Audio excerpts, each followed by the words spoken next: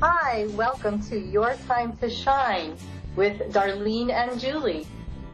Your Time to Shine is a radio show inviting you to explore and embrace your own divine gifts. And we would like to say happy Thanksgiving to everybody in the States.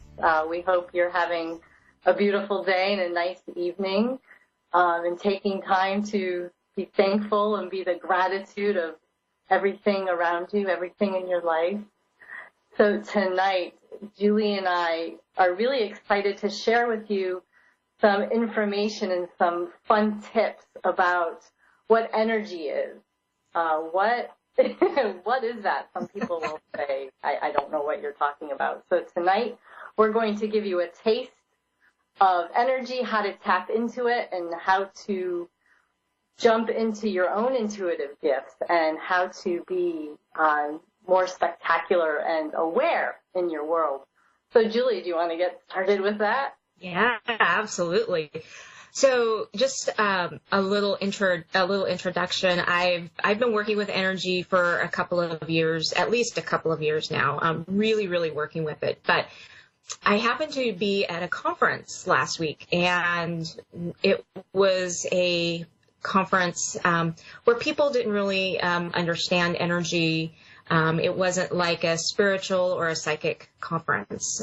So a lot of times when you talk to people about energy who don't have that side or do not understand that side, you kind of get this deer in the headlights look. Like, what are you talking about? So the gal that did this breakout class that I went to, it was really interesting. She actually did a demonstration of how to just was a really great it was a really great way to show somebody physically how we are energy and this little exercise. It's super easy, and it's really fun. So if you have somebody else with you, of course, try to anyway, what you do is you take your hands together and you rub them together, and you just keep rubbing them and rubbing them and rubbing them, and pretty soon you'll start to feel them heat up, and then you'll start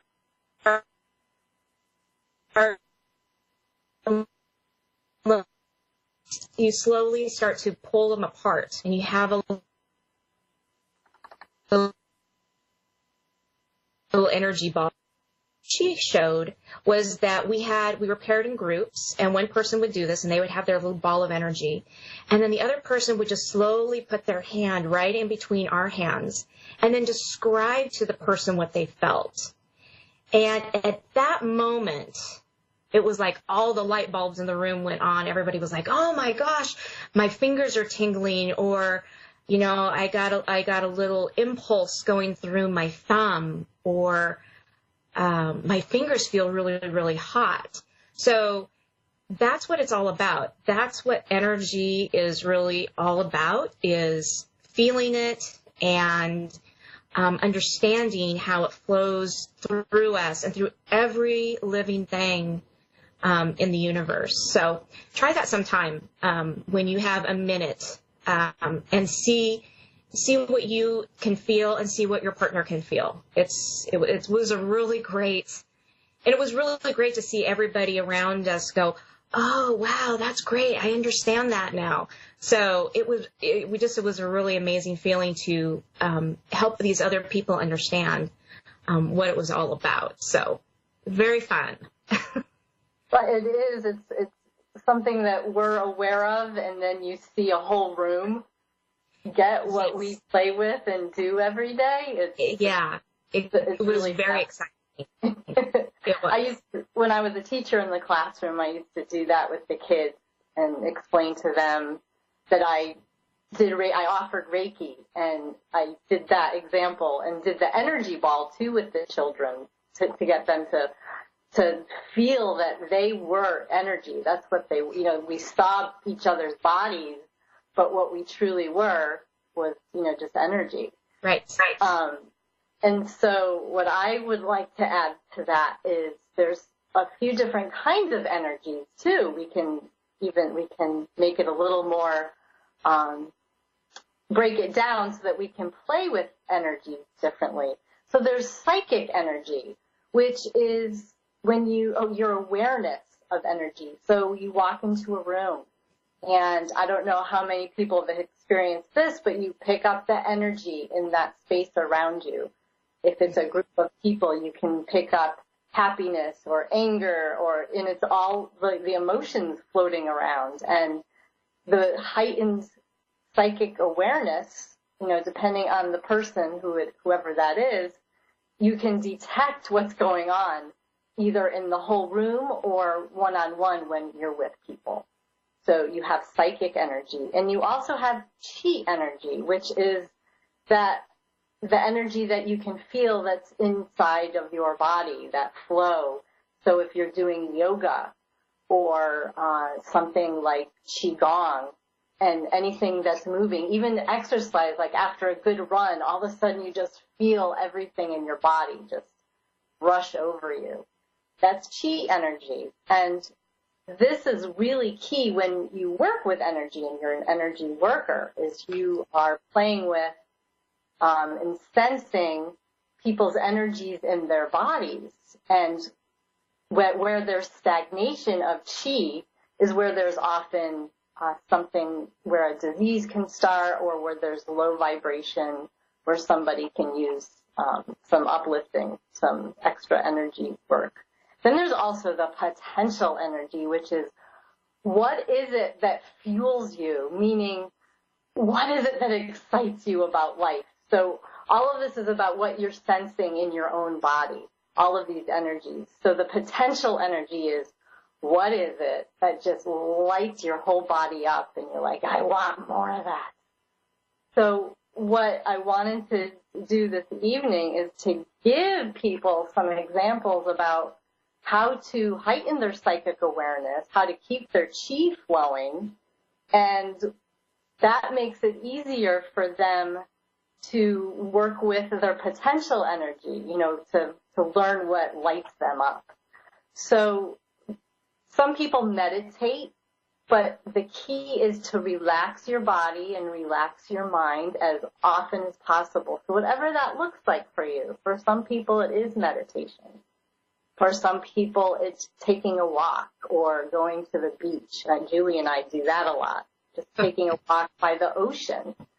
And so whatever it is, whatever you can do to relax your body, remind your body what it feels like to be relaxed, so that when you are in a situation where you would like to have that awareness of energy and use your energy, your gifts, your abilities, your intuition, you can go there easier the more relaxed your body is. Yeah. And by allowing yourself to do that, allowing yourself to look into your gifts. Right.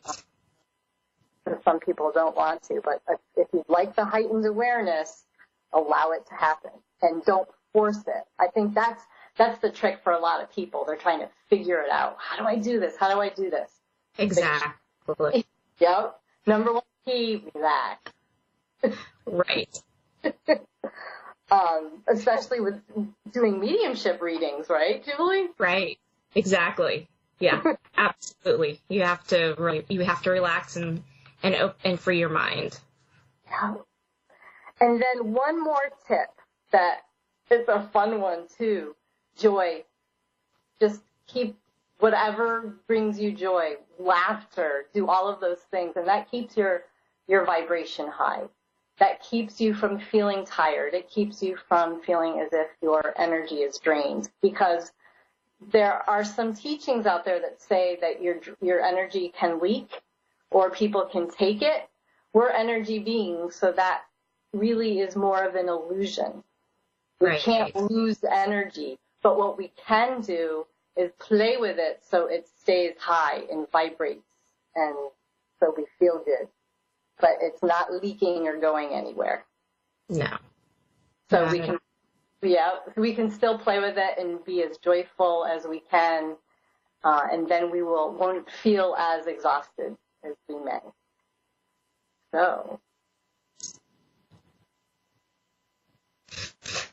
anything else to add to that? You want to? We're losing you a little bit. No, I think you. Are you losing me? Let's not. So we have Emily in Texas. Hello. Hi, Emily. How are you? Hey, how are you? I'm good. I'm a little sick. I'm I got a little great. cold, but I'm fine. How warm is it Can down you hear there? me? Yes. It's cold. It's a little cold, but not really cold. Wow. What is your question for us tonight? Ma'am? What'd you say? I'm sorry. Oh, what is your question tonight? What is about what tonight? Your question for us? Oh, okay. I just wanted to ask you guys how I could fix my relationship with my parents.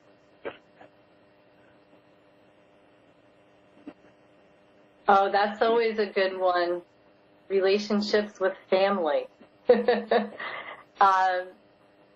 A lot of times when it comes to family, we'll often, if we're adults and we leave the house, when we're with family, we often return back to the role we played as children. So it's really important and helpful to be aware of that when we do go back to family. And to not be in, excuse me? I was saying, yeah. I mean, with my parents, it's just that I try to talk to them and communicate with them, but they don't really care about me. They don't really talk to me. They've seen me, like, once in the past, 2 years. Like, they don't put any effort into having a relationship with me, you know? When you were younger, did you have an open relationship with them and something shifted? Well, I was gay, so they had a really hard time with that and kind of shut me out. Right. Julie, did you have some? I know you're a mom, so you might be able to come from a different perspective. Right. So what I'm getting is that sometimes we have to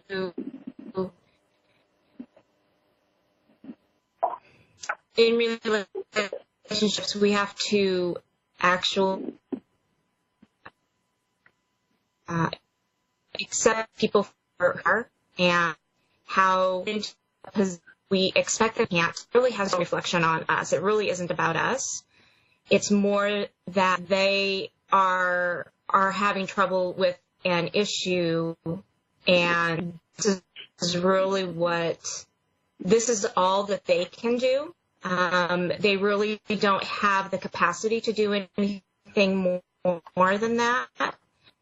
I would encourage you, if they're having a hard time with what your lifestyle is, how long ago was that you told them that? Has it been a while? 9 years, almost 10. Okay, so it's been a long time.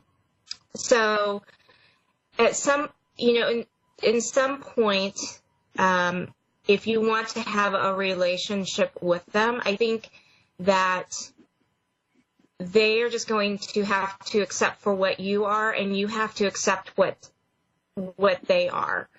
Meaning that what your relationship looked like a long time ago, every relationship morphs and changes, and so we think it should be a certain way. When it doesn't, when really it's perfect harmony, and it's what everybody can do right at that moment in time. Does that make sense? Yeah. But the thing is that I'll call them like, hey, Mom, she blocks my phone number so I can't call her. Because she gets mad at me because I, like, beg for her attention, and she gets mad about it. But she never calls or anything until, like, once every 3 months. Right. And I'm her only child, so you would think that she would want a relationship with me and talk to me more than once every 3 or 4 months. But I think she's so, like, she only cares about her husband. She like, just let me go.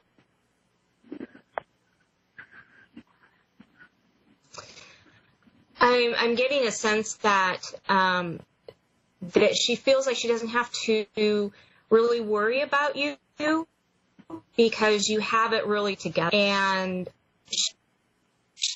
she knows that what you need to be doing. I had a situation where there was something very similar to that, and it was like, well, I know that you're okay, so I don't have to check in on you. So that could be where they're coming from. Yeah, but when she knows, I'm like, Mom, call me. Mom, I miss you. Mom, I haven't seen you in 6 months. Like, Mom, talk to me. She just blocks my phone number and pushes me away. Does that make sense? Yeah, it does. It does. Sometimes our beliefs, unfortunately, how we were brought up and the culture that we live in, it just blocks us from even something like love. It's so difficult for some people to get beyond the obstacles of what they were taught, and they take things personally, and maybe they're afraid of not being able to support you because they might not have the skills, or they may not know what to say. Maybe they're afraid of saying the wrong thing. Yeah, that makes sense. Yeah, she may also not, she doesn't want to hurt you, and say something that can even make the relationship even more strained. But, I do feel and sense that she loves you dearly. Like in the heart, you can feel that. She just doesn't know. She doesn't have the skills. Maybe there's a way, a way to pray about it, ask for universal guidance.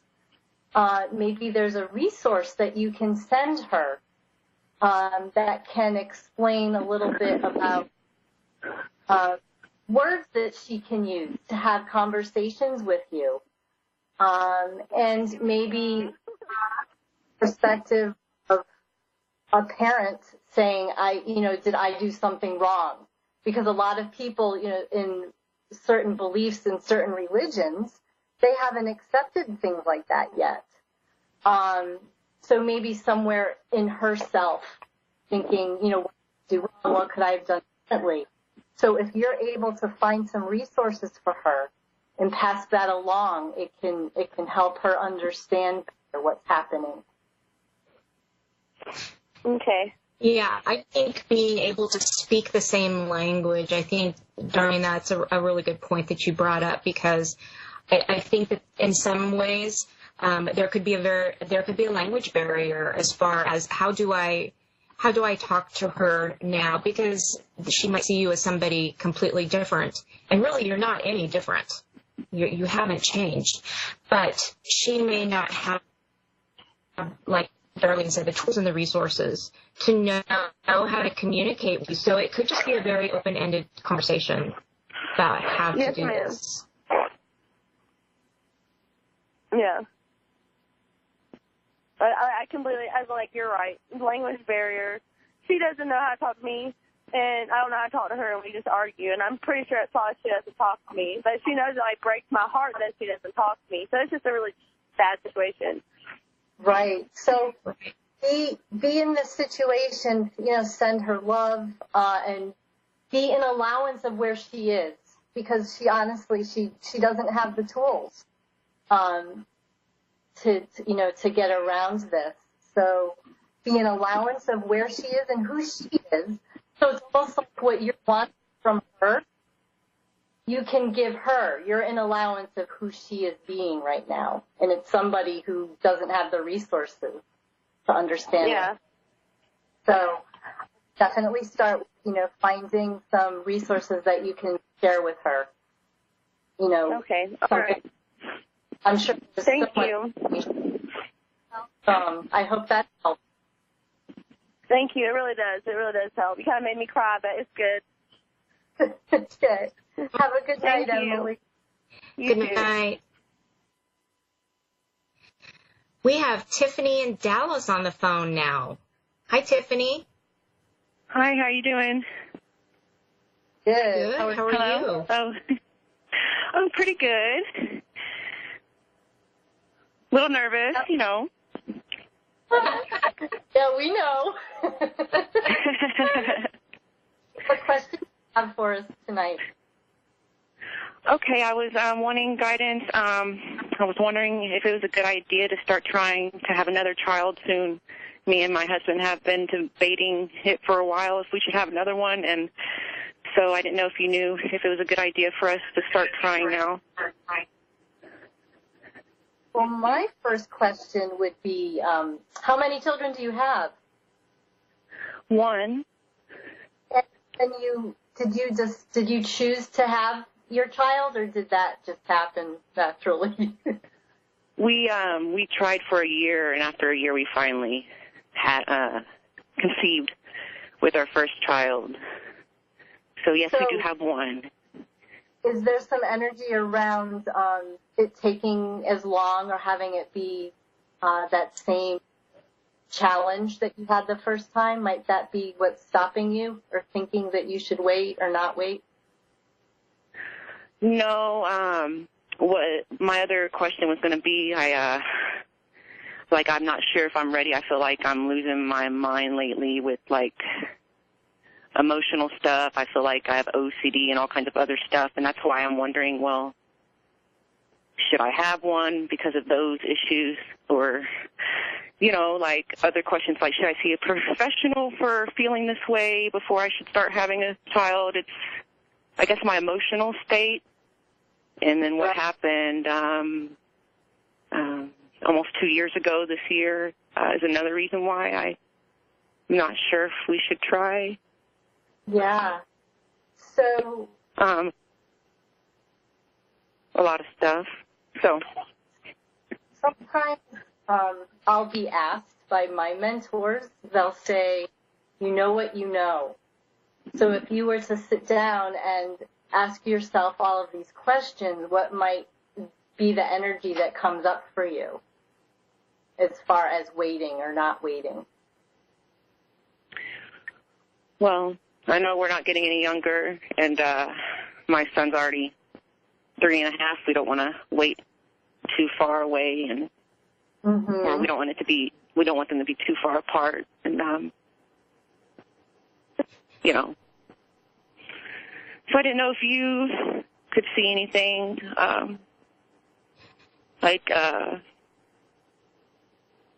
making a decision, or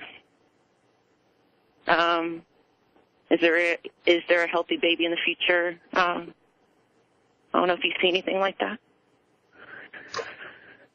Well, I want to say, as far as you feeling a lot of anxiety and maybe a little OCD, I just want you to know that there's a lot of stuff playing out in the world and in the heavens, and there's a lot of people out there right now that are feeling that way. So I want to give you, and knowing that this may not about what you're feeling. I think it's as a collective. So hoping that will give you some comfort in knowing that, this is going to pass. And like I said, a lot of it is playing out in the heavens right now. And a lot of people are feeling that. So don't take on too much of that, because I'm feeling like not all of it is yours. You could just be feeling what's going on around you, and you just automatically automatically think it's yours. I'm getting very positive indications that, to go to, if you feel it in your heart, it would be a good decision. I'm not getting anything saying that you should hold off, or anything like that. It's all very positive, very good energy. So it would just be a matter of when you feel you're ready. Yeah, and really think about that as far as a personal question and a personal choice, not necessarily you feel like you're getting older and time is running out. It's important for the body going through childbirth and then infancy. It's important for mom to feel in a place where she's ready to take on that responsibility, and from the best of your ability. So like Julie was saying, OCD and a lot of things like that, it's often us, because we're energy beings, we're taking on the energies of everything around us. So I can give you one tool, and then you can look into that further. Return to sender with consciousness. So you can attempt to get rid of that energies, a lot of those energies that don't belong to you, that you're picking up on and feeling that OCD. So return to sender with consciousness. Say it as often as you think about it, and see where you go with that. And then perhaps, look for someone to talk to. So you can get to a place where your body's ready and you're excited. So. Yeah. So return to sender with consciousness, you just kind of say that to yourself? You can say it to yourself, you can say it out loud, because the universe and energy, you don't need to say it loud. The universe reads energy, and it will go where it needs to go just by thinking about it. And you can start to get rid of all that stuff that's not yours. Because the fact that we are energy, that's what the body does.